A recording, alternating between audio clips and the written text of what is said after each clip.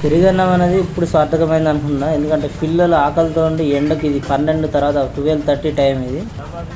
ఈ టైంలో కూడా నడుచుకుంటూ వచ్చి ఆ కాళ్ళకు చెప్పులు కూడా లేవు చిన్న పాపకి.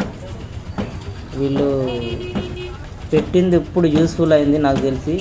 ప్రతి వాళ్ళు తింటారు, అటు ఇటు వారు బైక్ మీద అవసరానికి వచ్చిన వాళ్ళు తింటారు, కానీ ఇటువంటి కొంచెం ఫుడ్ అందని వాళ్ళకు కూడా అందిందంటే కరెక్ట్గా ఎవరికి అందాలో వాళ్ళకి అందింది. ఇటువంటి ప్రోగ్రామ్ చేసిన మా పొలిటికల్ లీడర్స్కి, మా ఏరియా వాళ్ళకి థ్యాంక్స్. ఇంకా మీరు ఇలా చేయాలి.